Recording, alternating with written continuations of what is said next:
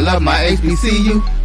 And boy, I love it, love it. I love it, love it. I love my HBCU. And man, I hope my team they won one. I hope my team they won one. Yeah, man. I hope my team they won one. I hope my team they won one. I tune into the HBCU Sports Lab to see if my team won or lost. If they lost, I'm quiet as a mouse. But if they won, keep tab. I'ma do the dab, yeah. Dr. Cavil, he know what he be talking about. Mike and Charles, they know what they be talking about. They compress the analytic data with this hip hop. If you know them like I know them, they gon' tell you if your team, if they won or lost, and who the ball. So listen to Professor, yes sir, yes and pay attention, cause he gon' teach a lesson. This is Dr. Cavil with Inside the HBCU Sports Lab with Mike Washington, Charles Bishop. Mike Washington's out on assignment. I think he done snuck away to Las Vegas. A lot of folks are on the road and on the move, but we're going to make sure you get your streaming show and information on HBCU Sports. We're going to make sure you get it this morning as we had some big games this past weekend that started on Thursday. We did our last show and really broke that down. I enjoyed that a lot. Great job by the team there, Charles Bishop and A.D. Drew, giving us all the information we need, as well as Wilton Jackson the second. Guess what? We have him back in the mix. With that being said, welcome to episode 576 of Inside the HBCU Sports Lab radio show and podcast, the show that's covering the sporting HBCU dash for all things HBCU sports, from institutions large and small, from NAIA to the NCAA. We share insights on information on the HBCU sports culture, HBCU athletic aesthetics. Simply put, we just call it the HBCU Sports Pedagogy. I'm your host, Dr. Kenyatta Cavil, along with my co-host, Mike Washington, Charles Bishop. We're filming from our home studios and giving you an update on the show today, representing Texas Southern University. Shout out to Texas Southern University. I got to come from Chicago back to Houston and fly out on a charter plane to Tallahassee. Got back last night, boy. It's something nice when you get to fly charter and just get on the road. Shout out to Florida Agricultural Mechanical University. As they set that homecoming out and they made sure they took care of your boy. So I'm always excited when I get on the road and get the love from HBCU folks. Much love. Shout out to everybody that has already voted in terms of early voting. And shout out to those that plan to vote on Tuesday. It's important. Make sure you get your vote out there. Before I bring the rest of the team on, I'm going to tease out a little bit. Shout out to One Chapter, One Shield brother, Deshaun Baker. He was gifted this. I had one for the team. This is our new framework where we're bringing alphas together that are associated with Prairie View. Not only the chapter Eta Gamma, a legendary chapter there with all four, as you said, national champions. Can't count the districts that we've had. But we also welcome in all those Prairie View folks associated with Alpha that went to Prairie View. May not have been able to have the opportunity to play at Eta Gamma, but played later or join the fraternity. I want to be careful with my words. This is a non-hazing organization. We got some Sigmas on the show, or at least one usually had a production, and I don't want him to go turn us in. So with that being said, without further ado, let's bring on the rest of the team as it's time to get to work. Today's episode of Inside the HBCU Sports Lab is sponsored by THG Agency. THG Agency is the company that provides educational consulting and data analytics. Let me give a shout out also to Jackson State University. My big bro, Charles Bishop, he turned it up in terms of his homecoming started early with the Styrofoam cup. I'll leave it just like that. It's like he found another one. I think this was a little ease on the throat, though, versus what I saw him starting out. I think that was early as Thursday when the Friday pictures floating around. And then I seen the guest of my show, just to let you know how small this thing is connected. I'm floating around there, and we got this text with the brother that went to Alabama A&M that I had the opportunity to bring in to the fraternity from Alabama A&M, Delta Gamma up there in that area. He's down there doing business, having fun, whatever you want to call it. And then we in the hotel, and Charles, line brother, moves, steps in as he's there checking out his son at Florida A&M, and I give a shout out to him. So yeah, man, it's this thing that we call the HBCU sports culture. Certainly when we get into the sporting diaspora, as I like to talk about it. It is significant and huge, but it is connected. And I'm sure all of you all in some way could tell your story. But before we do that, let's get a little bit into it. Let me ask you all at least how you're doing before I give you updates to move to this first segment. Charles, since I shouted you out there a little bit, how you doing this morning? I'm doing well, Doc. Post recovery homecoming. I want to send shout outs to my guys, 13 Defiant Souls of Eternal Black and Old Gold. We got some teas as well, but definitely want to put that. Yeah, I saw that shirt. I took a picture of the shirt. I want the shirt, man. Yeah. I got you, Doc. You better make sure I get a double X shirt, man. I got you, Doc. I got you. Everybody chapter shirt, man. I just got it like that. I will say this, Dr. Cavil, no pressure today, but you have the I Love Nation kind of waiting on your polls today. I'm going to just leave it right there. I know, that's why I'm teasing it out. They're going to have to wait a little bit. I'm teasing it out. That is a fact. I'm ecstatic with the 3, with the I Love, because they have intrigue. They sat out there and started on social media asking the question. We're going to get it to them. We're going to make sure we can see what it's like. Hell, North Carolina Central made. That game was so close going back for they made state number 1.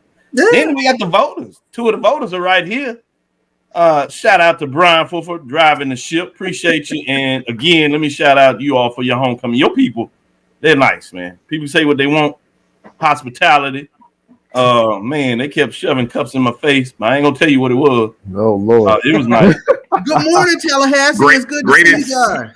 Greatest homecoming in the universe, right, Doc? Greatest homecoming in the universe. I'm just long Bryan. I was about to say he don't have something to say about that. Bryan. Bryan. Hey. Come up with another slogan, man. All you guys out here with these new acronyms, come up with a new one. Just y'all stole that from us. That greatest thing on the earth. No, we're not doing that today. I never had the greatest. Let me stop. Bryan. I'm gonna have one of these shows today. Go ahead, AD. I was gonna say, how long did you spend on Perry Street? That's the question, Dr. Cavil, because Oh man, I walked around. You can spend your whole all day on Perry Street. Charles can relate to this. I got all my steps in yesterday. I saw every bit of that campus from the morning to the afternoon. Oh man, I was on it.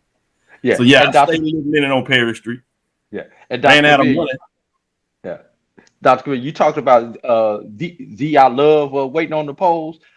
I guarantee you there are plenty of people from Bulldog Nation that are going to be waiting to see if they were able to make the big jump to the top of the poll and overtake the I Love.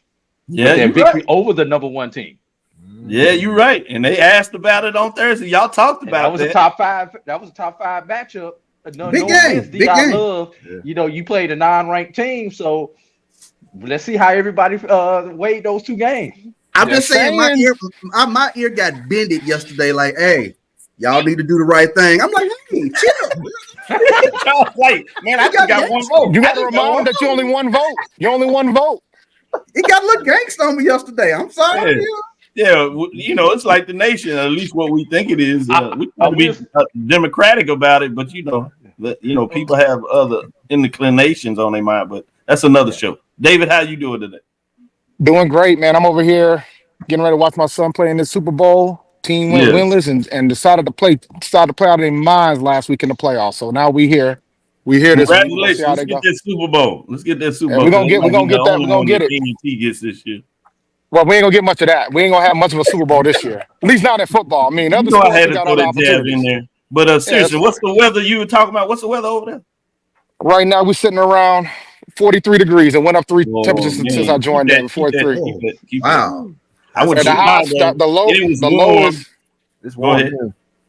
low is 32. The high is 53. And I'm going to Germany later this week, so you can imagine and it's the same temps there too. Too much. What part of the South you in? I'm not in the South. That's the problem. I'm in the North. I'm in the North. I'm in Rhode Island. Yeah. I went to Chicago. It was abnormally warm, 80, but it quickly turned. And by the time I was leaving, I got what it meant to be a little bit of that Chicago wind. I was like, "Woo! All right, time to leave." Wilton, how you doing today, man? I'm good. I was right next to Charles in that press conference yesterday. I mean, TC was smiling from ear to ear, and everybody. He's like a Chester cheese cat. Oh yeah, nah, he was extra happy yesterday. If Jack State fans, period. They put a beat down on somebody. With that being said, let's just talk about Hampton, because we had actually 2 number ones go down, not just the major division, which we saw on Thursday with North Carolina Central being defeated by South Carolina State Bulldogs, but one that probably surprised most people was Johnson C. Smith. Golden Bulls actually went down as well, and they were shut out by Fayetteville State Broncos in that matchup. But let's start at those that dropped out. West Virginia State Yellow Jackets, after losing 2 straight, they bounced back, defeated Frostburg 38-24. So they improved to 6-3, 5-2 on the season. Also receiving votes, setting up what will be a big match up this coming Saturday. Virginia State Trojans did what they needed to do as they won. They're 5-3.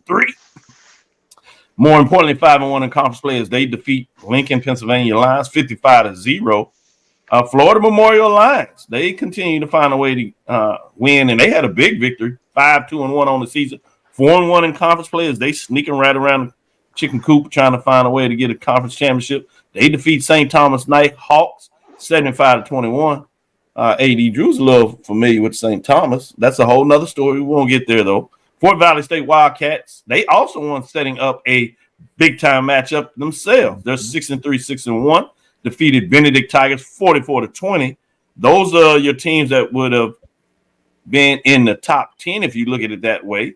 But also just outside of that, and I'll mention their names because they create a big matchup this weekend. We'll talk a little bit more about in the second half of the show. Albany State Golden Rams also won and improved to 6-3, 6-1 as they defeated their rival over there, one of their rivals in state, the Savannah State Tigers, 28-26. Close matchup there. But let's get into the top 7. With the top 7, we have Tuskegee Golden Tigers that were looking at a chance to set up a really intriguing matchup with their rival. That still will be the case, but they had a tough road loss in Atlanta to number 6 Clark Atlanta Panthers 36-28. Great game, but Tigers fall to 5-4, 5-2. Huge matchup as we talked about on Tuesday last week, as number 6 Clark Atlanta Panthers get it done and at least find a way to stay near in the race, if you would, I guess. But more importantly, they finish out a season that nobody would have thought of. They defeat number 7 Tuskegee Golden Tigers 36-28. They improved to 6-2-1, 5-2 on the season as they continue to march. Langston Lions lost to Ottawa Arizona Spirits 42-32. AD Drew talked a little bit about this as well, saying, hey, Langston were going to get in a little tougher part of their schedule. They failed to 5-3, 4-2. And they had just won 5 straight games. Credit to them on a 5-game win streak, but it comes to an end. Bringing us to number 4, Winston-Salem State Rams. Late in the season, they did not play, but that's part of, we discussed before, a scheduling thing. So they're still at 6-3, 4-2. Bringing us to number 3, Miles Golden Bears keep rolling. Defeated Morehouse Maroon Tigers 37-3. Final 7-2, 7-0. So they set up a matchup against Tuskegee. They win it. They're in the SIAC championship for 4. They lose it. We get AD's version of chaos, maybe. Number 2, Virginia Union Panthers defeated Bluefield State. Big Blue, check out this score, 91-0. They went for 2-point conversion at the end of the game. People are still shaking their head like Wilton over diabolical. It's diabolical, Dr. Cavil. Diabolical. When you up 89-0 and you say, oh, we still gonna go for 2? That was perfect. That's crazy. I mean, diabolical. Especially if you're talking about getting to the 90 threshold, you kick that extra point, you're still at 90. 90 obviously wasn't enough for them. 91 will do. That's a Dusty Rose elbow. Oh my God! Union improves to 7-2 and 6-0. Yes, a lot of elbows was thrown in that matchup, and it was only one way. Johnson C. Smith, the surprise of the weekend, lost to Fayetteville State. Not just they lost, but they lost 27-0. They get shut out, but they're still in the mix. They're at 8-1, 5-1. Shout out to ESPN crew. They actually highlighted this matchup with Johnson C. Smith and Fayetteville State, and talked about it, that Johnson C. Smith was the only undefeated HBCU program in the country. They also highlighted Texas Southern at FAMU in terms of the homecoming mix-up. So good to see that they're getting the mix in between the HBCUs there in terms of what that looks like. With that being said, any quick thoughts, starting with you, Charles, on the mid-major scores after Saturday? Yeah, obviously the big one, Johnson C. Smith, and I'll tell you, Wilton sent me the text. I mean, it's funny here at the vet. You sort of get one-way text because the Wi-Fi is such you can't send something back. But I saw it and I just assumed he made a mistake. You know, that was my initial something. And I was like, wait a second, Wilton wouldn't just send that to me. No. So it blew me away, especially when you talk about Johnson C. Smith and their defense this past season, the way they've been lights out pretty much all season. To see them give up 27, but to get shut out in the process, that's a potent team either way. But it's sort of a reminder week to week, anything can happen. Good points. Good points. Bryan, you want to jump in there and give your thoughts in terms of what took place there? I'm curious to see what's going to happen in the CIAA now. You know, I think you know, I love the fact that WSSU Ram Nation is now trolling Johnson C. Smith. You know, I mean, two programs that were horrible for the last 5 years, and now you got Ram Nation, Bull Nation. They're trolling each other. I don't know. I don't think we got anybody from JCSU right now, but I mean, just the fact that the South, and hey, love the fact that Fayetteville State says not so fast, Johnson C. We ran this South, and yes, we may not be going to the championship for the first time in 6 seasons, something like that. But we still have a say in who might go. That was outstanding work by Fayetteville State after the disappointing loss a week ago against Shaw. So fascinating. Let me go to AD Drew, get his thoughts as he's moving around, see if we can get him in there. Maybe he's frozen. We'll take him off. Can you talk, AD? I think, yeah, there you go. Am I back? Yeah, go ahead. Okay. One correction, Dr. Cavil. Savannah State defeated Albany State. Oh, they got the score wrong? The score. You had the score backwards. You had the right score, wrong team. So that changes things up. That not only does that change things up, that brings in a different level of chaos that I was not even talking about. You know, he gonna point that out, Charles. And we gonna, we'll break that down a little bit later. But right now, there's a scenario still that obviously Fort Valley wins, they're in. But there's a scenario where Albany State can still get in, Tuskegee can still get in. I mean, it is crazy depending on what happens next week. And CIAA, hey, y'all brought it on yourself, Johnson C. Smith. Now we to have some. We may have to pull out the nerds and the calculators. The calculators and the algorithms, all that stuff to figure out what's going on in the CIAA. I know we're not talking about the majors yet, but SWAC. You see what happens when you get away from division football. You see how much fun that we can have with division football and how many teams are still in the race come the last week. We love the fact that teams win the East or win the West, and they win by so many games and everything. But the fact that you got 4 teams still in the race for that number 2 in the SIAC, it's all about chaos, man. You got 3-4 teams that depending on how things can go in the CIAA. And I know the SWAC leads every conference in attendance. Just think how much the attendance will go up on those last 2 weeks if we get away from these divisions. When every game matters. Every game matters, man. AD trying to negotiate a way to get FAMU back in the mix. Hey, man, just win on the 3-way. Way to go, Drew. Way to go, Drew. Way to go, Drew. AD ain't look, he ain't gonna let it go, but it's not even. It shouldn't be about FAMU though. Like I just think you want more teams involved. I know you serious. You're serious. Charles and I just. It ain't enough to just enjoy homecoming, huh, AD? You got to make a point, don't you? Hey, you do go to Texas Southern, so you got to wear some of that butt whooping yesterday also. Now, don't forget that. I own that. I own that. The check comes. That was a good one. Now that was a good one. Wow, Wilton, where you at on this? What do you think? When I look at that, I look at Johnson C. Smith. One thing that comes to mind: Darius Ocean had not thrown he had only thrown 2 interceptions for the season coming into that game. He finished with 2 yesterday. So, I mean, obviously, credit to Fayetteville State's defense. I mean, obviously, familiar with Fayetteville State, obviously, played the championship last year. But when I sent Charles that text, I was like, a shutout? I could see maybe a win, but a shutout? They were like Johnson C. Smith was giving up, 15, 16 points a game? Right. Coming into this? And, I mean, they looked like unstoppable on defense. Yesterday, not so much. Right. So it just really keeps the door open in the CIAA right now. You're correct. Good, great analysis. Dave?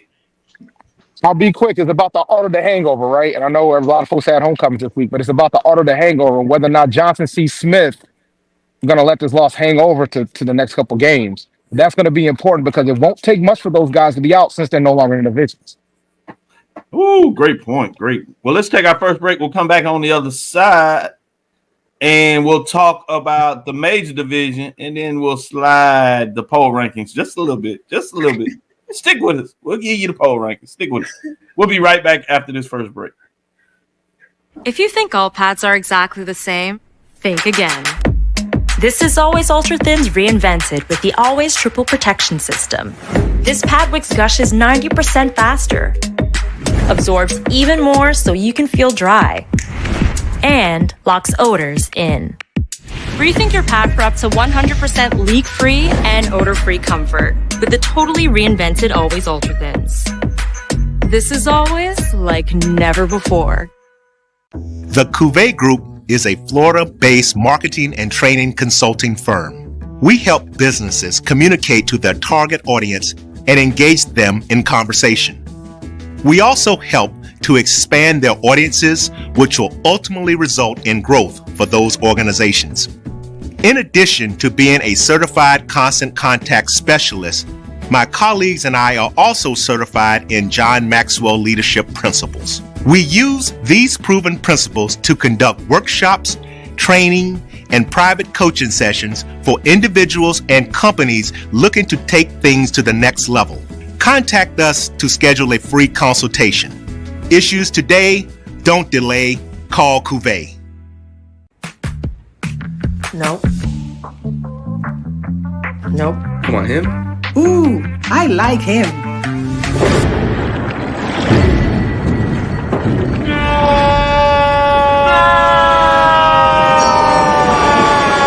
Quick, the quicker picker-upper. Bounty picks up messages quicker, and each sheet is 2 times more absorbent so you can use less. He's an 8. He's a 9. Bounty, the quicker picker-upper. This is Bryan Fulford. AD Drew and I are co-hosts of the BCSN Sports Lab. We talk about all things related to HBCU athletics. From the games, teams, coaches, and fan interest stories, we cover it all. You can find our shows on Facebook at BCSN Sports Lab, YouTube at MyJBN Online, and everywhere you listen to podcasts like Anchor, Spotify, Google, and Apple Podcasts. You can also find the show on the Jericho Broadcast Network's app. Make sure to download. We look forward to you joining the conversation and being a part of the show. Compress the analytic data with your hip hop. If you know them like I know them, they gon' tell you if your team, if they want to lose, and who the ball. So listen to Professor, yes sir, and pay attention, cause he gon' teach a lesson. This is Dr. Cavil with Inside the HBCU Sports Lab with the crew. We got all the professors in the building, putting a little overtime, grading some papers after those tests. We're taking on Saturday here on Sunday morning, giving you your updated grades in terms of what took place. Talking about updated grades, well, let's look at what happened in the top 7, really the top 10, if you would, in terms of the teams that were in the mix from last weekend. Well, starting with the team that dropped out, Southern Jaguars, they defeated in a game against Alabama A&M. They were on the road. They scored a touchdown with 1:12 left. To seal the deal, essentially winning 25-20. And you'll get that in a lot of these matchups, very close competitive games throughout the weekend in the mix when you talk about what took place this weekend. So Southern was top receiving votes. We just told you what they did against Alabama A&M. Alcorn State Braves lost a tough one as they fall to 4-4-3 and 4-5, 3-2, I should say. They lost to Alabama State Hornets 21-17. The Hornets came from behind to score a touchdown in the fourth quarter and held on to win that game. Grambling State Tigers, they have fallen on hard times. 4-5. They're now 1-4 in conference play, losing to Bethune-Cookman Wildcats. Big win by Bethune-Cookman. Close one there. They win 24-21 as they hold on to get a victory over the Tigers. Let's get into the top 7 now.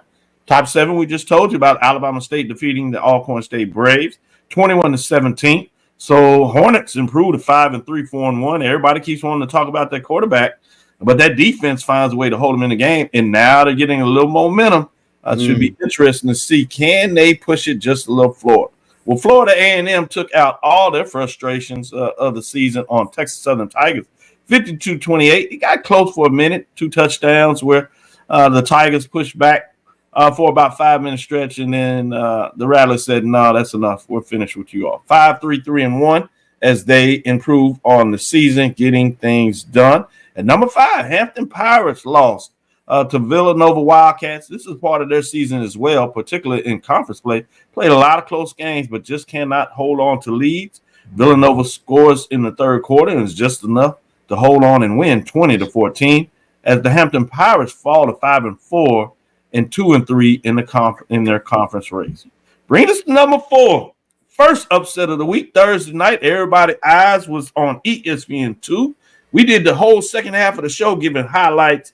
I thoroughly enjoyed it. What a classic matchup. It looked like South Carolina State was going to pull away. Should have known. Number 1 North Carolina Central show why they are at least number 1 at that time as they come back, and then it goes back and forth. But South Carolina State Bulldogs hold on at home 24-21, and it continues to be the house of horrors for the Eagles. The Bulldogs improved to 6-2, 2-0 in conference play. Many people thought that was conference championship, but there are 3 more games left.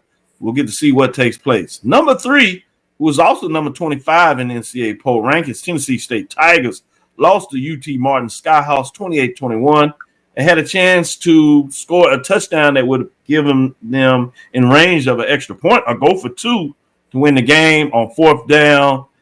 Quarterback rolls to the left, escaping, makes a throw to the end zone. He gets tipped, goes out of bounds, and the Tigers fall this past weekend. Their record falls to 6-3, 3-2 in conference play. They had that one first place vote. Interesting to see in the next segment, where does that first place vote go? At number 2, Jackson State Tigers, they trounced, beat up on UAP Golden Lions. Golden Lions had been playing some pretty steady football, but the Tigers were just too much for them. 41-3 in that matchup as the Tigers improved to 7-2 overall, and more importantly, 5-0 in conference play with just 3 games left. Oh, it should be interesting to see. We have a matchup looming out there with Alabama State as well as the Alcorn State Braves in a rival. Would that mean anything? We shall see. 3 first place votes in this past weekend. Can they hold on to them? Can they gain more? Because the former number 1 team, or maybe they'll sneak around and hold on to it again. Otherwise, they lost. North Carolina Central, 19th in the poll ranking, NCAA-wise, lost to number 4, South Carolina State Bulldogs, 24-21. They fall to 6-3, 2-1. In last week's ranking, they had 7 first-place votes. Can they hold on to any of them? If they can't, who do they share it with? And what does it all mean? Well, again, we'll share that in the next segment when we talk about it a little more. But let's get everybody's thought on last week's top 7 and how they performed. I'm going to start with you, Dave. What were your thoughts in terms of what took place in the top 7 this past weekend? A couple things. I think the big thing for me, I watched a lot of that Hampton Villanova game yesterday. And one thing I'll say, man, I really need Hampton. I need Coach Boykin to take a quarterback, pick one, preferably Michael Mays. I think that if Mays played in that fourth quarter, they would probably have won that game and pull that upset against a top-ranked opponent. They're a really good football team. They just haven't been able to close out games. This is the second time they couldn't get it done within the last possession against a ranked opponent. Rhode Island would be in the first. So that's my opinion on that. Shout out to South Carolina State.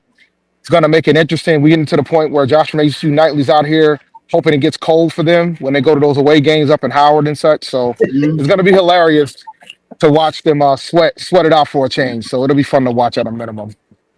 For these fans out here, we have them representing the independents like yourself. Obviously, CIAA, SIEC, a lot of fan supporters from the SWAC and the MEAC. For those fans that may not know about Orangeburg and the place that it is to go play, talk a little bit about how tough it is oftentimes to play in Orangeburg and why. The fan base is rabid. They got one of the strongest fan bases in the MEAC, and I'll stand by that.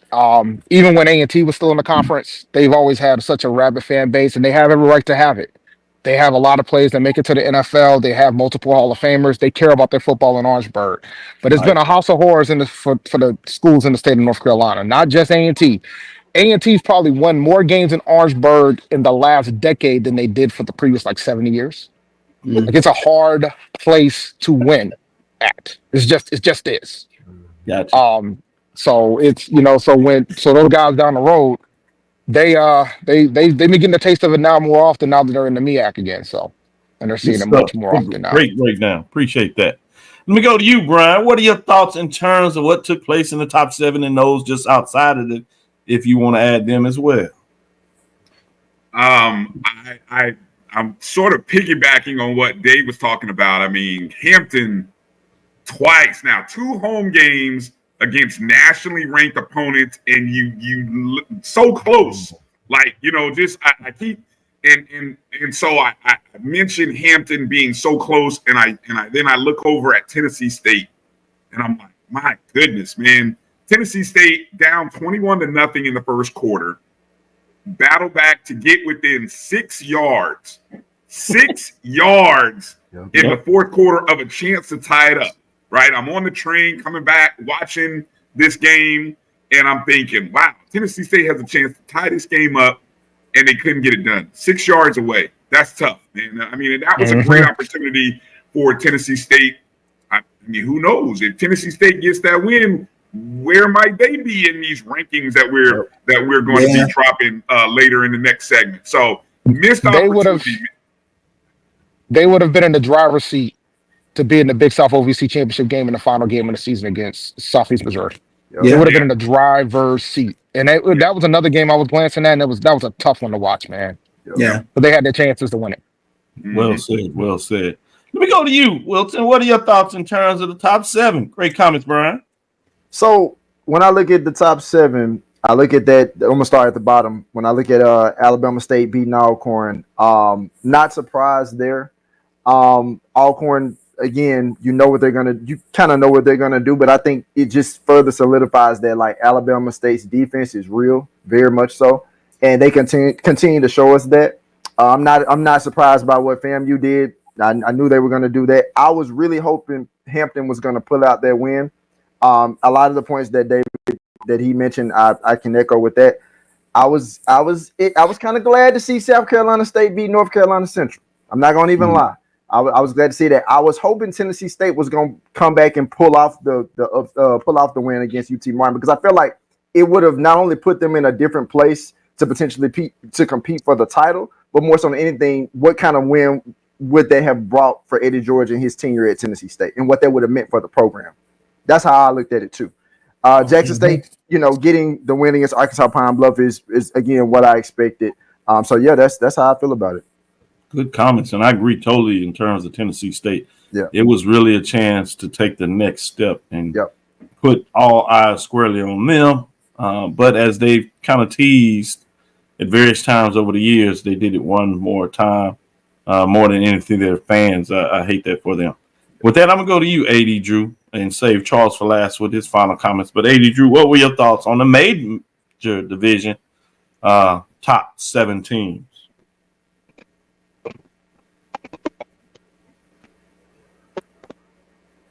Have a little audio there, AD. We'll come back to you. Let me go to you, Charles, while we see if Drew can straighten out his audio. He's moving to try to take care of some business.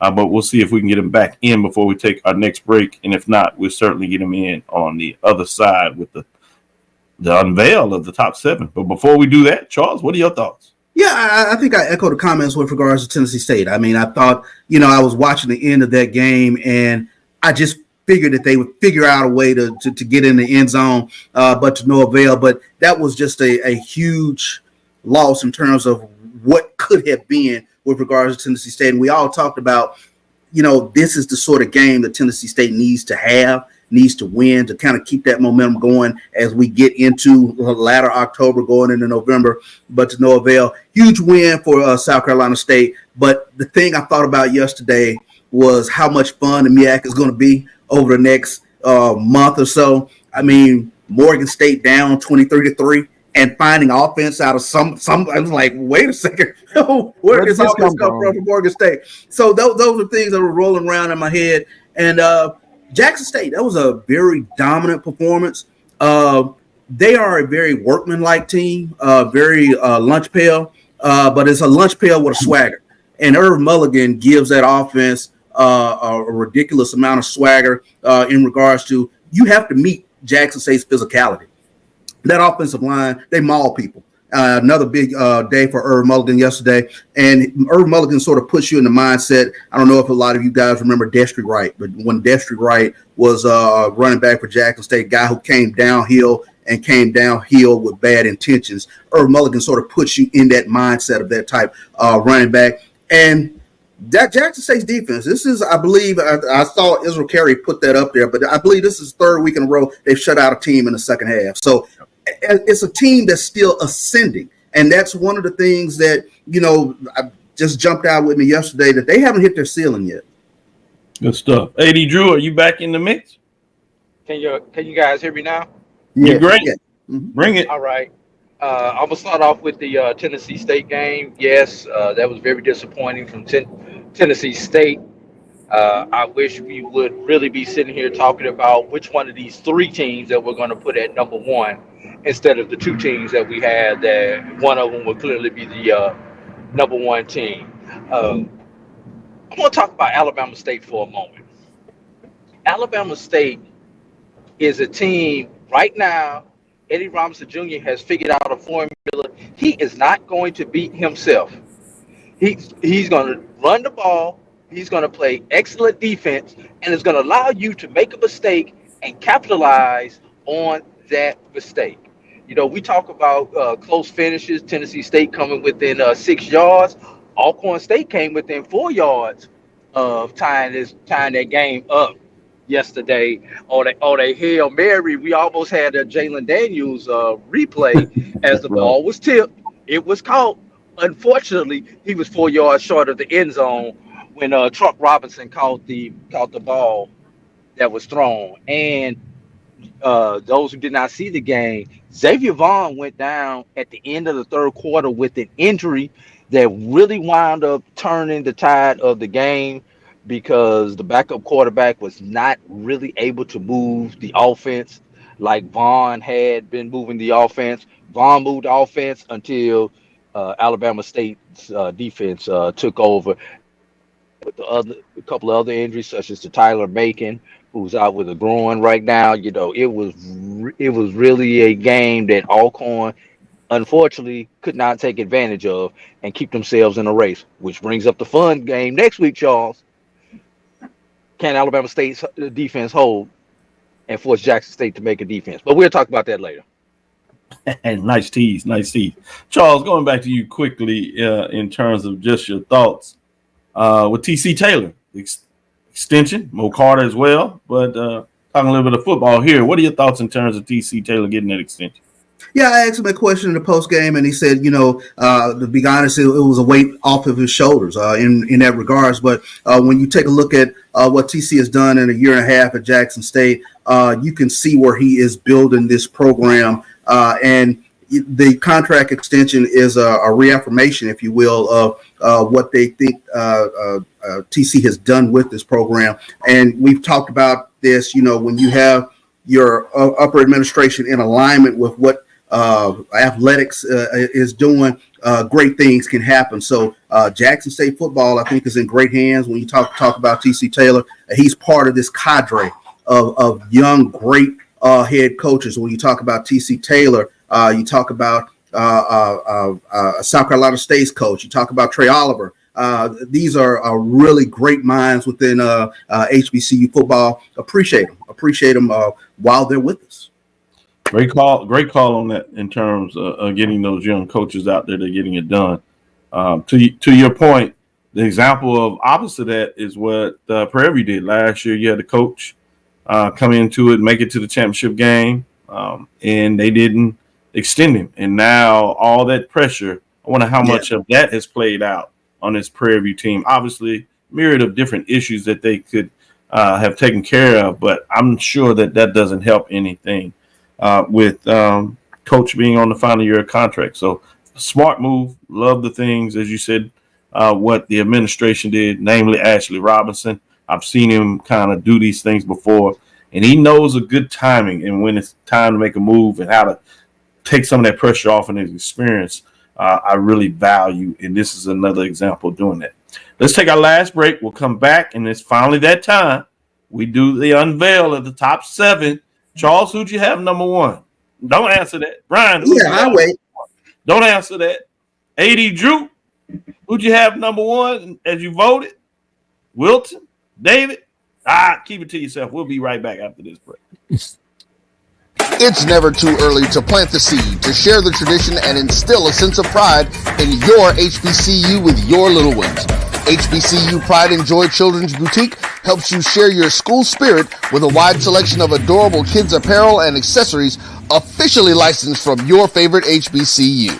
Visit hbcupridejoy.com and follow us on all social media at HBCU Pride Joy on Facebook and Twitter. Supermarket sushi, really? No. Wait, Troy, you work here? I'm never not working. Like Head & Shoulders Scalp Shield technology, up to 100% dandruff protection, even between washes. Never not working, huh? Oh, Troy, you're such a good teacher. Yeah, I know. Never not working. Never not working. Never ever not working. Are you serious? Never not working. Dandruff protection that's never not working. Head & Shoulders Scalp Shield technology. Hey, grab me one too.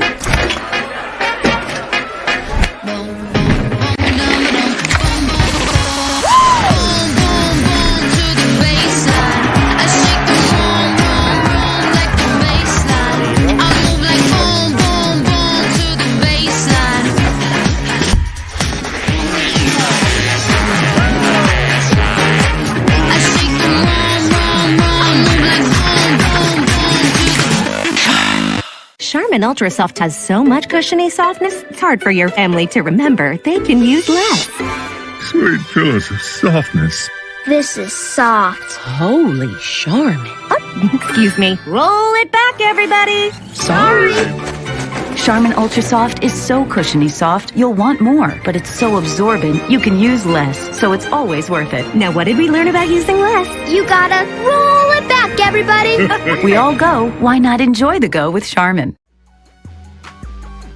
This is the Dean of the College of HBCU Sports, Kenyatta Cavil of Dr. Cavil's Inside the HBCU Sports Lab with Mike Washington and Charles Bishop.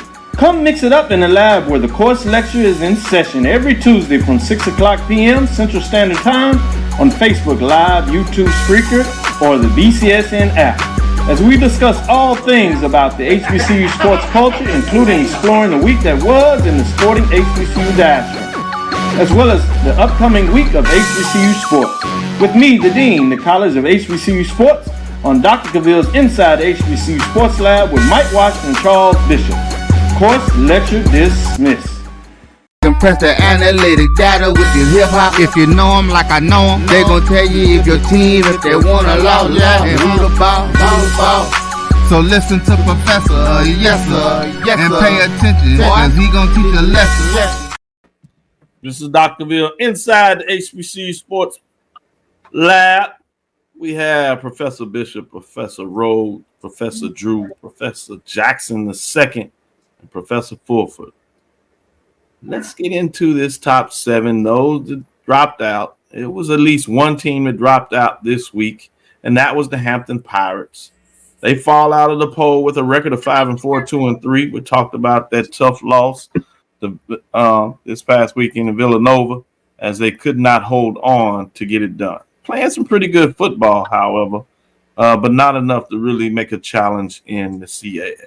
With that, they do stay in the reach of receiving votes at the top receiving votes program with Hampton Pirates. They're 5-4, 2-3. At just outside behind them is Alcorn State Braves sitting at 4-5, 3-2, 135 points there. And just sneaking in the top 10 with a lot of teams in the mix. Prairie View Panthers 4-5, 2-3, 123 points. I'll sneak this out there because there's so many teams at 4-5. You also had Morgan State in that mix, really close, right there, 122, right behind Prairie View. Morgan State Bears with a big, comforting overtime victory to reach the 4-5, and they're 1-1 now in the MEAC to keep their hopes alive. When it looks like they would be dashed early in Norfolk State was surprising a lot of folks. Norfolk State ended up the Spartans doing what the Spartans do. Tease you a little bit, but not enough to get everything done. With that, let's get into the important part, the good part. Let's get into these top 7 with number 7. At number 7, Tennessee State Tigers stay in the mix. They're at 6-3, 3-2. They do fall 4 spots to 157 points, but they stay in the top 7 in week number 10. Bringing us to number 6, the Southern Jaguars, after falling out last week, they jumped right back in this week with a big win. Come from behind. With under 2 minutes to go, they scored what would be the winning touchdown. They are at 5-4, 4-1 overall in terms of what took place. They're 168 points. Obviously, as I said, they were not ranked, but they're now back in the top 7. At number 5, Alabama State Hornets. Defense. But credit to the offense, find a way to get things done when everybody was ready to bury the Hornets just because of what took place. They were able to get the win this past weekend on Alcorn State, which you saw a lot of the teams in the East, as Charles pointed out the first year, about midway through it, and really said something at the beginning of it in the media day, to look at the East versus the West. A lot of people thought the strength was going to be in the West. It hasn't been the case.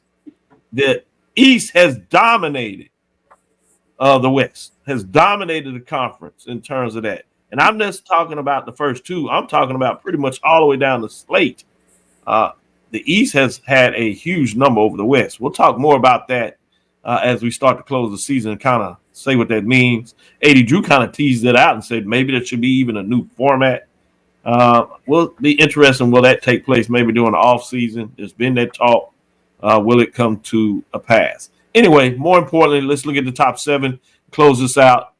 They move up 2 spots, Alabama State, from last week, as they're 5-3, 4-1, 176 points. Let's get in these top 4 teams. They kind of separate themselves from everybody. They're fighting and jockeying, finding a way to do it. FAMU is at number 4, and I think a lot of that is the fact that they had a game that would have been played against Alabama A&M.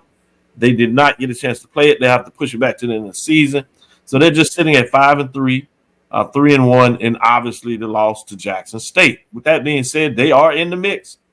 They sit at 188 points. They move up 2 spots to number 4, as they were right there sitting at 6 to make their potential move. Is that the case? At number 3, North Carolina Central Eagles sit at 6-3, 2-1. They had hold on still to 1 first place vote. They only dropped 2 spots. I'll be interested to see what people's thoughts on that are. Have 190 points, but they're still right there in the mix after a tough road loss. Great game played, but wasn't enough. What everybody wants to know, who's number 1? Well, we got to get to number 2 first. At number 2 is South Carolina State Bulldogs, 6-2, 2-0, huge victory, 21 points. They have 4 first place votes, and they move up 2 spots. Not quite enough to get to number 1, but let me show you how close it is. Number 1, as you know now, is Jackson State Tigers. They're at 7-2, 5-0, 6 first place votes. So 2 first place votes separate these teams. only 1 point differential, 222 points. They move up the one spot to get to number 1 and just hold off South Carolina State Bulldogs for week number 10. Is this a collision course for these two teams? Can they hold on? A lot more football to be played, but right now, your celebration bowl would be South Carolina State and Jackson State. We've seen this before, but this time it would be with two different coaches. With that being said, more important, let's stick in the present a little bit, and let's get the thoughts of our guests, these professors. Let's start with Wilton. I'm going to give him the opportunity to speak on it. What are your thoughts in terms of the top 7? I think Jackson State being number 1 is where things should be. You could have went either way between Jackson State or South Carolina State, but I think Jackson State has solidified that they're the number 1 team currently right now. South Carolina State, obviously, number 2. I'm gonna say this. You said it best. It's a lot of football left, but specifically with South Carolina State, they have 3 games left, and in those 3 games, for sure, one that I got my eye on is Howard and Morgan State. Probably even Morgan State a little bit more now, considering Morgan State came back and got Norfolk State yesterday. So I'm not saying something. I'm not gonna say they're gonna drop a game, but I do think things are gonna be interesting over these next 3 weeks. I'll say that. With Jackson State, I think they deserve to be number 1. Jacoby and Morgan is playing strong. Running game is obviously very consistent. Defense, to Charles' point, what he said, it still feels like they're continuously climbing. And if you're still shutting out teams in the second half, I mean, you're doing something right. FAMU still in the mix, obviously I know Bryan's probably hoping for, Jackson State to drop a couple games so they can still get back in the mix, but I don't know if that's going to happen this year, to be honest. Alabama State, I'm going to say this too. If it's one game, I know Jackson State has to play Valley next week, but I'm going to go and say it, as Charles like to put it, it's Valley, But that's one game that I'm still a little nervous about when it comes for Jackson State. Them having to play Alabama State at Alabama State. That's fair. Great comments, Wilton. Let me get with those doing the comments. Keep them coming. Great comments, great thoughts. I think some of you all are voicing your framework and certainly agree to disagree to something. And I think some of it is really good. But with that being said, state your reason why. State your reason why. One of the things we talk about in the classroom, Charles, you can't just say a comment. You got to put the research behind it. Now, I know you ain't got enough time to do all your research, but you got to at least state your reason why. You got to get a little more and less emotional. Give me some information about why you agree with it or why you disagree with it. With that being said, Dave has a funny smirk on his face. So I'm going to go to Dave and let him get it off his chest. I think South Carolina State should be number 1. And let me be clear before I continue. I do not have a vote for this poll. Don't y'all come after me. But I think we're gonna put you in trouble. Now you vote next week. So we gonna take that. You tapping out already. Hey, come on. Now. No. But I think South Carolina State and Jackson State should be flipped, and I also think that FAMU and the school down the road should be flipped as well. I think South Carolina State, with the wins that they had. Now, granted, they did have a close loss to FAMU. Another reason why I think they deserve to be FAMU deserve to be number 3.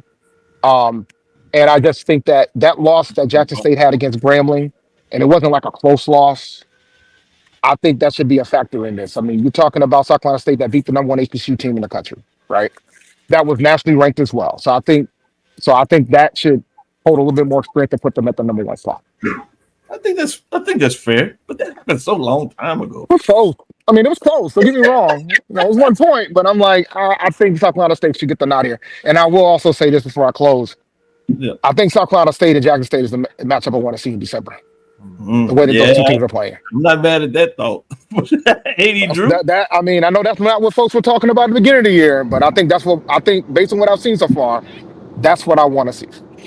Yeah, good one. Drew? I'm going to comment on what Dave just said. I talked to John Grant on Thursday night after the South Carolina State game, and he was there live. Yes. I had to cancel my trip. I had it booked. I was ready, Drew. I was gonna go over there and shake his hand with him. Coming out of Chicago, had a hotel, and then they moved my presentation, so I had to cancel everything. I was sick. I asked them, was that game as exciting in person as it was live? Because sometimes, TV makes it more exciting than it is in person, and sometimes there's no better place than to be in the stands. And he said, yes, it was. But anyway, going to what Dave said, I told John Grant that same thing. From a fan's perspective, I think the Jackson State South Carolina State game is the most intriguing and the best matchup for the Celebration Bowl. I said this Thursday night to him. Number two, Dr. Cavil, I am ashamed on this panel missed the obvious storyline this week. The fact that the SWAC East and the SWAC West matched up heads up for this 1 week. And the East went 4-2. The East went 4-2 against the West. So we missed the obvious storyline. But the most important thing I want to know, Dr. Cavil, is you need to change your policy and make sure whoever votes before they go out and start indulging in their adult life on Saturday night. I need to know who the person was who voted North Carolina Central and still gave them a first place vote. I need to know the panel at this point, man. I need to understand. It does not compute. That's a fact. Yeah. More importantly, when Central getting their first place vote is who did they put number 2 and who did they put number 3? That's what inquiring minds want to know this, because that's the one thing that made absolutely no sense in this poll. We can talk about FAMU being up, down, whatever, but somebody need to explain that to me. They listen, outside of Dr. Cavil, man, most of them hide in the shadow. That's what voters do. That's what I've learned with this whole voting thing. They hide in the shadow. They are welcome to talk about their own poll and why they did it, but we won't release it. But that's a great question, and I'm glad that you recognized it. With that, let me go to you, Bryan. There's a great phrase that Carlos Brown started, and we even started selling shirts. All games matter. I will explain tonight why South Carolina State is number 1 in my rankings and why I ranked them number 1. All games matter. That's all I'll say. I'll tease it. Come watch tonight, and I will break it down. I will use data because I know we like to have data points. Oh, this is a good, great tease. Even though this is a weekly poll show, all games matter. That's all I'll say. Congratulations to the teams who won. If you won your homecoming, congratulations. I'll leave it at that. Good stuff, Bryan. I saved you for last, Charles. Bring it home. Well, I will say if all games matter, and if we're doing the historical thing and not the week-to-week thing, Jackson State did beat the defending Black College national champions. So put that there. All right. So let's camp that right there. I think South Carolina State lost to them. South Carolina State lost to them. So let's kind of camp that right there. But I think if you're making an argument for South Carolina State, bless your heart. But it's fair, But I think it's rough, but it's fair. It's rough, but it's fair. And I'm gonna go back to I'm gonna go back to some a commenter made last week. It was like, why is it so hard to make Jackson State number 1? And that's the part that I'm sort of like that's a great point because they are playing some really good football, but for whatever reason, it becomes a sort of a difficult thing to sort of actually say that they're one of the best. They are the best team in HBCU football, which I think from looking at South Carolina State and looking at Jackson State, I really like that matchup for Jackson State. And like I said, something hit me over the past couple of weeks. Whatever team plays Jackson State, they're going to have to meet that physicality. They are a very, very physical football team. I will say, for all those Jackson State fans that have that championship PSD, listen, Southern, if they stay on that trajectory, they're such a Jekyll and Hyde team. It's worth notice, to just keep an eye on Southern sitting out there. But Jackson State over the next few weeks, they're going to get their best punch from Mississippi Valley State. I don't care what you say. The Mike Washington Hex almost hit Prairie View yesterday because they just play hard. And then everything is kind of setting up for in a couple of weeks when Jackson State heads down to Montgomery. So we'll see what happens then. But right now, I like how this Jackson State football team looks. Great comments. Way to close it out. YouTube poll on JBN by viewers shared by Bryan. Who should be number one? The viewers are saying 68% Jackson State University, 28% South Carolina State University, 3% North Carolina Central University. I know who that vote is. We all know who that vote is. Exactly. Shout out to Brandon King. He's in the mix. He's still frustrated of what Tennessee State did not show up at home. I wonder if the fans got out there to show up. I asked him for those updates as well. But he said he's not going to be quiet as a mouse, even though his team lost. He's going to talk about them not getting it done. I understand, Brand. I'll tell you this, though. One of Alpha brothers from Tennessee State was down there at FAMU, and he was getting his homecoming on. Boy, he was having a good time. And he plans to be at Prairie View next week. So if he can't get the love for Tennessee State with his HBCU, I guess he's going to go find it himself. He's out of Atlanta, and he's enjoying the HBCU spirit. I'm not mad at him. So, hey, I know A&T just kind of started playing with this, so we're going to give them a little more time. Hampton seems to be trying to figure it out, what they want to do. Tennessee State, you've had a long time in the wilderness. You know, hey, it's up to you, man. You keep you having your HBCU culture mixed up, trying to figure it all out, man. You got folks lost out there in the wilderness, man. Just lost. So A&T, you know, maybe 15 years. Make it work in 15. We'll get some shirts on the belt. We'll get some shirts on the belt. Hopefully, we'll get some this year. This year. We'll see. Doc, let me say this real quick. What a melting pot my block is. Like, we literally have Tennessee State Tigers, Rattlers, Tuskegee, Jackson State, Morehouse, all on this block. The Tennessee State folks are up in arms because they're under Southern now. The Southern people are like, you know, thank you for having us where you have. But your poll, it goes a long way on Sunday mornings because I know some of these folks are sitting up in Sunday school right now checking out the show. So you have to throw it out there. Yeah, appreciate it. Yeah, that Southern boy, you talk about a team that just sneaks around the chicken coop and find their way. Tennessee State, hey man, it's something about a win versus a loss. It goes a little something, you know. And you can always set up a matchup. Tennessee State out here having a chest because they beat Mississippi Valley, Pine Bluff, and even Howard. You want us to get all excited about that? Somebody talked about Hampton. Hampton beat up on Howard. Yeah, it's not saying much right now. Yeah, they got the Morgan State win. Loss to Morgan State. Explain that one. Come on, people.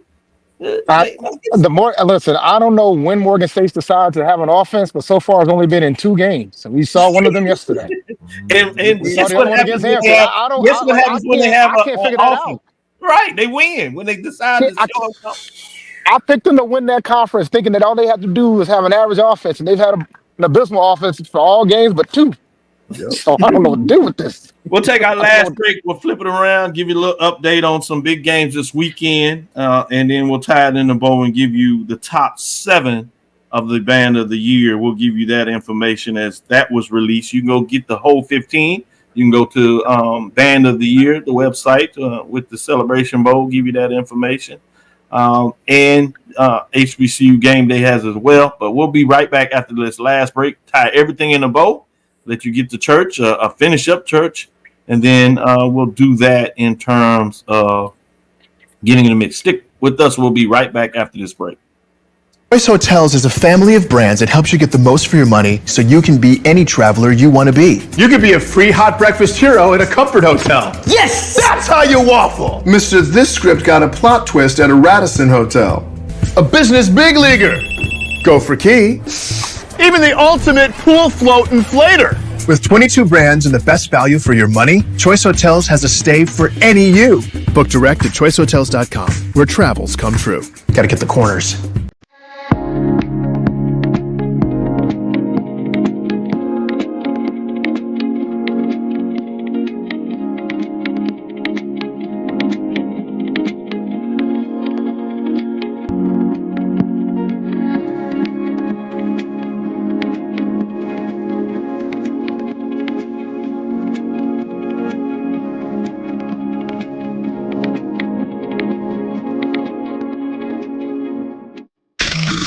The human voice has always connected audiences with experiences. Major brands all across America have trusted CAVIL'S voice time and time again.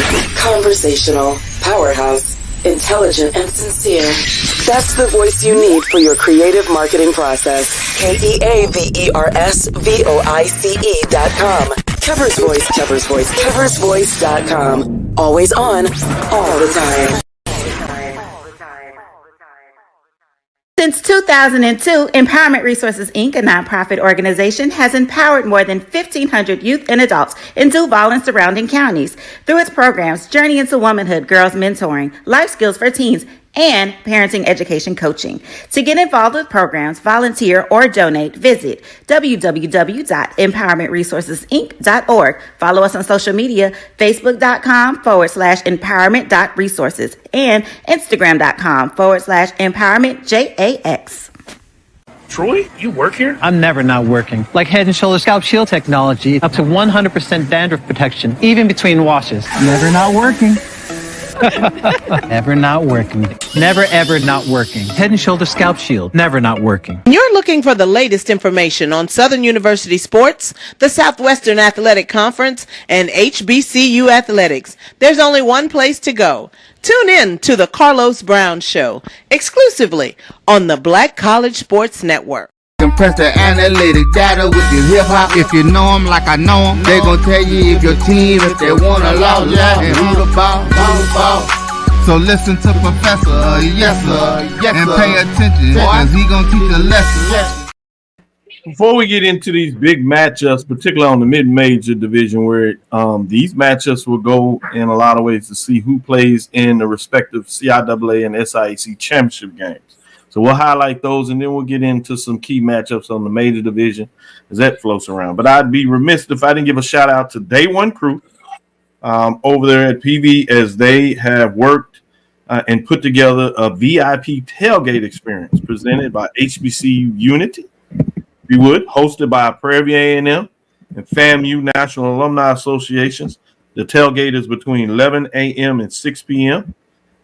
You can go to Dr. Cavil inside the HBCU Sports Lab or my Instagram, as well as X, Twitter, as I like to call it, and YouTube at DRKENYATTA.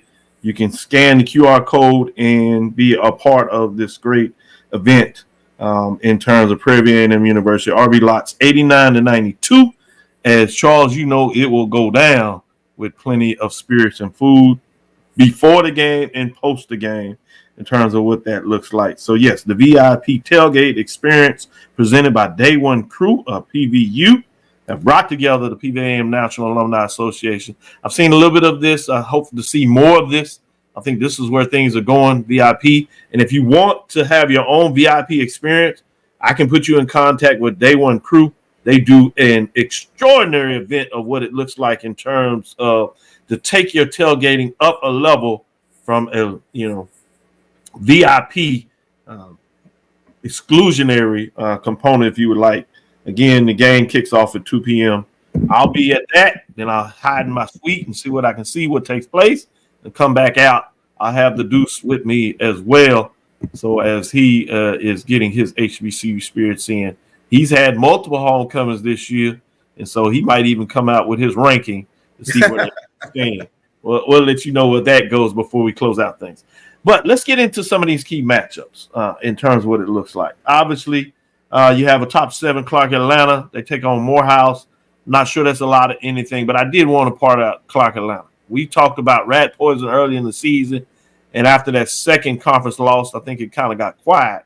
But if you really think about the big picture, it's amazing what Coach Keaton has done for the parents of Clark Atlanta University, the fact that they're in the hunt for a championship and now certainly a winning season. I think that's a huge statement for them. But we have that big one, Virginia Union Panthers at Virginia State. In terms of that matchup, I'm interested to see what your thoughts are on that in terms of a top 7 matchup. Really top 10, but I'd imagine Virginia State, after their victory, is going to vault in the top 7, particularly when you have that tough loss for Langston. They're likely to probably fall out. We'll see on Tuesday officially what that looks like. But this one goes a long way. And starting with you, AD Drew, as our resident mid-major expert, if you would. We'll let everybody else kind of get their thoughts on this. But I'll start with you. Virginia Union Panthers at Virginia State Trojans. So Virginia has to go on the road at Virginia State. Can Virginia State get a little of that magic and get this game? Can they get it done?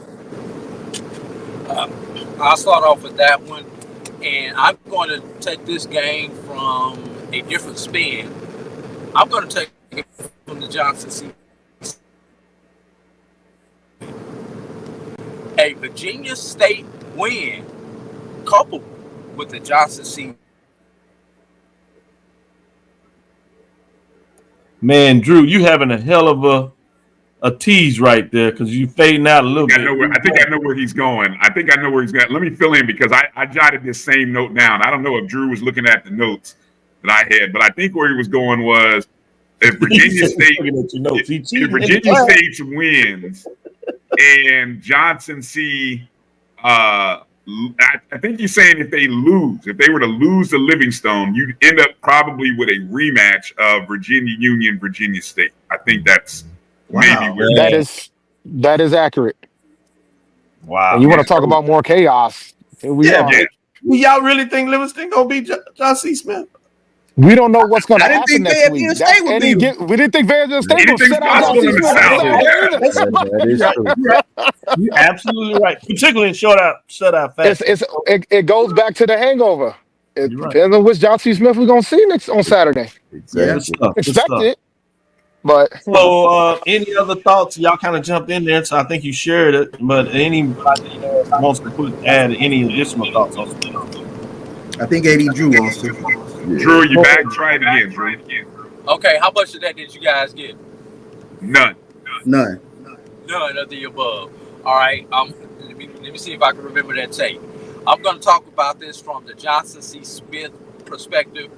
When I talk about this game, a Virginia State win coupled with a Johnson C. Smith loss sets up a rematch in Salem, Virginia for the championship next week.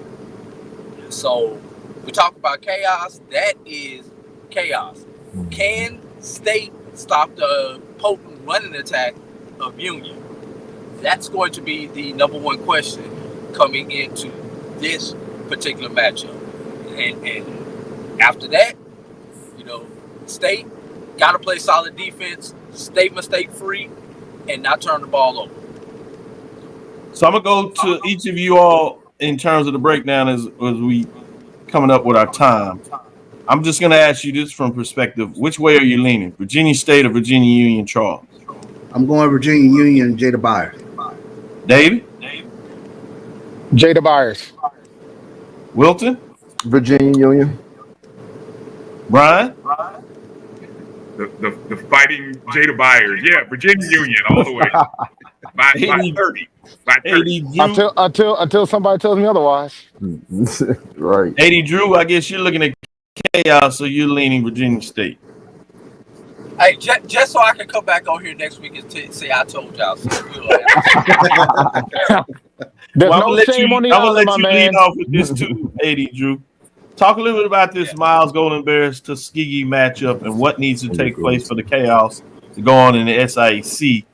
What does the Golden Tigers need to do to bounce back to find a way to take down the undefeated Golden Bears of Miles?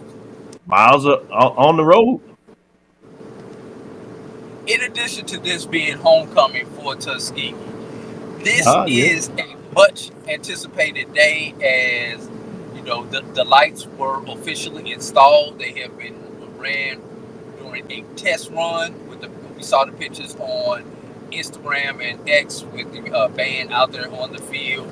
But there will be a lot more alumni. If you can imagine, even more alumni at a Tuskegee homecoming than normal. A normal homecoming is 30,000. So we're probably talking 35 plus in this particular matchup, just for the intrigue of the lights. Who would have thought Thomas Edison's invention would bring that much attention to Tuskegee, Alabama? But anyway, you talk about the chaos. A Tuskegee win coupled with And Albany State victory opens up a whole bunch of scenarios that we do not have time to go into that could put four additional teams into the championship. Tuskegee can still get in. Clark Atlanta can still get in. Fort Valley is in, can get in. Albany State can still get in. Miles is in. That's the only thing we know right now. Miles is in. Miles is hosting. Unless Fort Valley and Tuskegee beats Miles and Fort Valley wins, I'm not sure who hosts in that instance because both of them would have one loss. Haven't had time to do the math. So there are a bunch of different things that could happen in the SIAC. Must-watch iPad next week. Charles, any thoughts in terms of the chaos, or is it going to be simple? Miles going to get it done against Tuskegee? Which way you going? Man, all that Tuskegee got going on next week, and the Golden Bears gonna come ruin everything with homecoming. It hurts my heart. It hurts my heart. But yeah, I got to go with Miles next week. Wilton?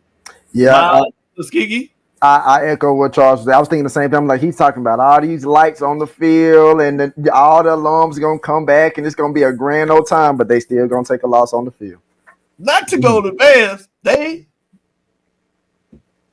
Here's my thing. As somebody who lost homecoming this year, it doesn't look good when all the alums see your team catch a fade, but it's looking like it's going to be that way. So I got to go with Miles as well.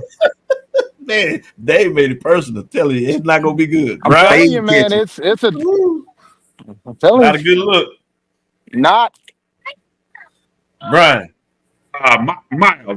I got Miles in that game. I'm sorry. Nice lights and all the other, so is that game being played at night? I guess that part is, I didn't know. Are they playing that game at night? No, they're still playing. That's still gonna be a 1:00 kick local time. They couldn't take that chance. They had a lights on the night before. What are y'all doing? Oh, great. Night before. Great.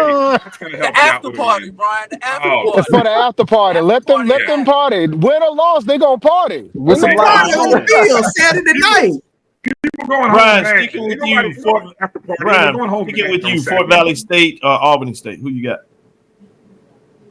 I think Fort Valley State. I think it's the best team. I really like them. I want to see Fort Valley State versus Miles in the championship game, so I'm going Fort Valley State. Good one. Interesting. Charles? I'm gonna go with the Wildcats. Fort Valley State on that one. Wilton? I got Fort Valley State as well. Dave? Fort Valley State. Shout out to Sean Gibbs. Well, we know what AD wants. Chaos, baby, chaos. But having seen both these teams up front and in personal, Dr. Cavil, Quentin Gray keeps his foot on the pedal. Albany State can win this game. Fort Valley's defense is not as strong as Albany's defense is, in my opinion. Great comment. Let's go to the major division. Look at the matchup. Tennessee State Tigers, they're on the road to Western Illinois. Do they bounce back to at least keep themselves somewhat in the mix in terms of the Big South partnership with the OVC? Charles? This is a bounce back game for Big Blue Nation, so I'll go with the Tennessee State Tigers. Bryan? Go Blue. Tennessee State Blue, that is. Tennessee State. Dave? Just want to clarify. Tennessee State. Wilton? I got Tennessee State as well. Man. AD? It's unanimous. Brandon King gonna be excited with y'all. Y'all he gonna be all right over there. He owes us money. Let's get into the MEAC and see some of these matchups in week number 11, where it goes down. Should be interesting in terms of some of these key games sitting over here. Let me get into them. We have, if you would, South Carolina State at Howard. One of the games that Wilton said he's going to keep his eyes on this weekend. Wilton, start with you. Is it going to happen or not so fast? It's going to be a good game, but I'm still giving the edge to South Carolina State. Charles? Howard's quarterback play has it shaky for me, so I'll go with South Carolina State. Dave. South Carolina State shouldn't have a problem with this, regardless of how cold it's going to be in Howard. Yeah, 80 Drew. Good point. The weather. If South Carolina State is going to drop one, this is the one that they will drop. I don't think so, but I do want everybody to be on upset alert. Bryan? If this game would have been played, if the Central State game had been played on a Saturday, I'd buy into being on the upset alert, the hangover of a big win. But given that it was Thursday and you had the whole weekend to kind of get over, I mean, look, if anybody preaches 1-0 better than Chinnisberry, you show me. I mean, because they have moved on. You can't even get an interview to talk about what happened on Thursday. They're like, what happened on Thursday? We don't know anything about what happened on Halloween. That was last month, last year. We own the Howard. We coming to DC. We're gonna get some binge chili. We're gonna salute Kamala, and then we're gonna beat the Bison. That's what South Carolina State's talking about right now. Yeah. So I like that. I had some binge chili last weekend, and I sure like the idea of congratulating Kamala. Great comment. I've heard it was good. I'm still trying to get there. Yeah, you got to at least try it out. Charles, the one that hooked me to it, and I didn't follow Charles' lead. First, it was being chilly in Washington, D.C. Then he had me make sure I understood the importance of going to Michael Jordan Steakhouse. So, Charles, blame it on you in terms of my wallet. I followed you off. Hey, man.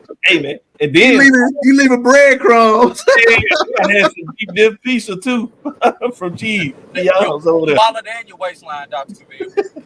No, I was cutting back. I worked out the whole time so I could have a little more room for the food. So I made sure I spread it out. So I'm actually a pound less. Think about that. That's crazy. There you go. That's how you do it. Quickly, A&T Villanova. I don't think anybody's concerned with that.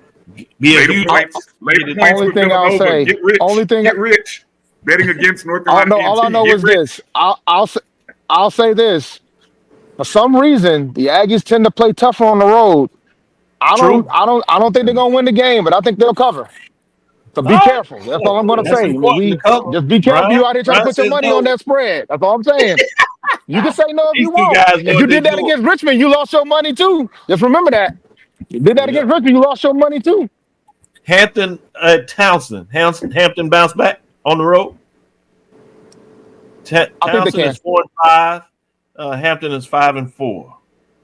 I think Hampton can. I just need them to start fast. They've had a habit on the road to not start fast, then it turns into a blowout. I'm thinking about the Wilton and Mary game.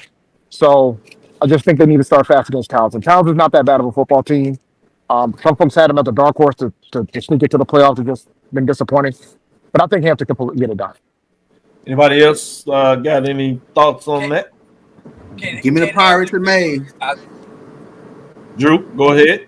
Thanks, Charles. I was saying, can Hampton finish? I've said this for the last 3 weeks. Can Hampton finish? I purposely didn't have Morgan State or Delaware State. Not anything against Delaware State, but they got a lot of injuries that hurt. I know there's some challenge with the offense, but anybody have a question on that game? No. Morgan State keeps it interesting. I thought so in terms of going down the stretch. Well, I think that'll do it. Let's get into some of these SWAC matchups in week number 11. Alabama A&M at Pine Bluff, Alabama State at Grambling, Bethune-Cookman at Southern. Bethune-Cookman has won a couple of games here. Florida A&M at Prairie View. I think that's the matchup. Mississippi Valley State, Jack State. That's a top 10 matchup now. Florida A&M Prairie View. Texas Southern at Alcorn may be interesting. Mississippi Valley State at Jackson State. Charles, of all those games, which one or two stand out to you to kind of keep your eyes on, or maybe even three? Which one are you looking at this week? Bethune-Cookman at Southern. Just from the standpoint, Bethune-Cookman, a little momentum. Southern can be Jekyll and Hyde. So another weekend where all 12 teams play, so 6 matchups, so big time in terms of what that looks like. Dave, anything comes out of your mind in some of those SWAC games that you keep your eyes on? Jackson State and Alabama State, man. How long will we I don't see Alabama State having a chance in this game, but they're somehow finding ways to stay in these games and pulling these things off. It's going to be interesting to see how that one goes. Good point. They are finding a way to get it done. They're just slugging it away. Fascinating. 80 we Drew. fast forwarded to the week. Say what? I said, did we fast forward a week? Jackson got Valley this upcoming week. No, I said that. Oh my goodness. Okay. Yeah, we can't overlook Valley. my bad. I mean, Jackson State can't overlook Valley. Yeah. Not They a win. definitely cannot look over Valley. Go ahead and overlook They Valley. can't look. I can't believe Go we're ahead. saying that, but it's very true. They can't overlook Valley because can't overlook it's probably a rivalry game to them. I just don't know. I know it's not a rivalry game to y'all. Trap game. Trap game. Valley. Trap game. 80 Drew, y'all ain't got to worry about Valley. I'm gonna do Mike. Valley. Everybody say Valley until they clip somebody. That's how it works, man. They not gonna clip Jackson. They be looking to keep it close for a quarter. Man, get out of here. Cause you getting your old AD on right now. Word. Get out of here. 80 Drew. Southern 2 games clear of everybody in the SWAC West. Can they handle that? That's the question.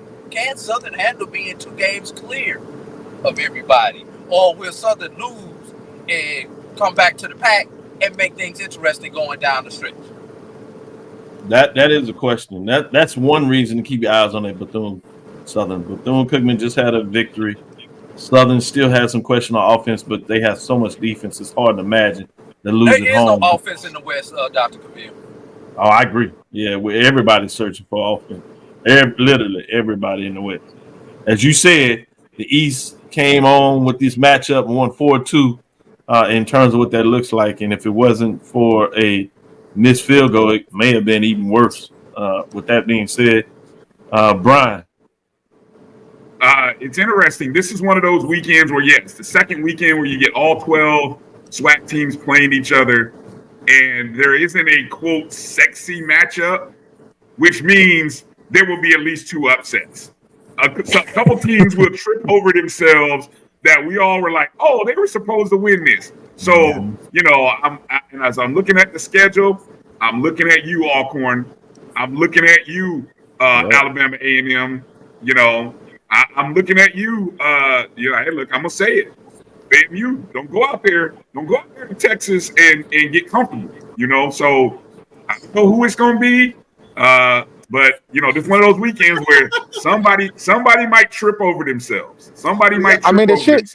Man, over here at Prairie View, we're going to enjoy the pregame tailgate festivities. We done learned enough of these teams coming in on our home yard. They just find a way to tailgate us to death, get fat on this Texas meat, and then they walk out of here with a W. I love some Panthers, but it's just not happening. Win the tailgate. Prairie View going to win I the will tailgate. say that you're talking about a coach that needs a big-time victory. This is the one, but I just don't see enough. Obviously, you'd like to think you could run on FAMU's defense, but that's not the strength of Prairie right now. So I'd be surprised to see if they can find enough things. I think they play hard. They keep it close early, and FAMU kind of does what they do and pull away. So stop teasing me, Bryan. Let me go to you, Will. One of the matchups, definitely Bethune-Cookman and Southern. Depending on who Bethune-Cookman, if they continue with Sprague at quarterback, it could make things interesting for Southern. Even though they're playing at Southern, I still feel like Southern will get that win. But the next one is that Texas Southern and Alcorn game. It's at Alcorn, but again, I've seen Alcorn lose some critical games late in the season, and this is November. So that might be one that I'm really looking at that could potentially be an upset alert. It happened last year to Alcorn. Exactly. Yeah, that's a great point. Another good one. Yeah. Let me close it out on this in terms of the Division II Band of the Year. The second rankings came out October 2024. We'll look at the top 7. You can see the entire 15. Again, you can go to the Band of the Year HBCU National Championship. It will be at Mercedes-Benz Stadium. That is Friday, December 13th, 2024, the day before, if you would, in terms of the matchup. So top 7, I'll go over. You can see them all here. Top 7 is Tuskegee. They previously were 5. Number 6 is Miles. They were 1 and dropped all the way to 6. And number 5, Winston-Salem State. They dropped a spot as they previously were 4. Langston has moved up from 7 to 4. And you have 3, Savannah State. They moved up the biggest jump this weekend as they previously were 12. So they're in the mix. Florida Memorial stands tall and stays placed at number 2. And Virginia State jumps up 2 spots as they were previously 3. Let's look at the Division I Remember, we call Division II mid-major, but the major division, which is Division I here, when you look at the top 7, Tennessee State is in the mix. They move up 3 spots. Southern at number 6. They drop 4 spots this second time around. At number 5, Norfolk State. They also dropped 2 spots as they were previous 3. At number 4, Bethune-Cookman. They move up a slot from previously being ranked 5. At number 3, you have Jackson State in the mix. They move up a slot, being previously 4. FAMU jumps up 4 slots as they were previously ranked 6. Number 1, North Carolina A&T holding it down as they maintain it. And they were previously the national champion last season in 2023. Well, they continue in their mix. They are holding it down at number 1, North Carolina A&T. That'll do it in terms of your rankings there. Again, one more time, I want to give this announcement here before we officially close it out. Day One Crew presents HBCU Unity VIP tailgate experience, where they are hosted by the Prairie View A&M and FAMU National Alumni Association. The tailgate goes from 11 a.m. to 6 p.m. The game kickoff is at 2 p.m.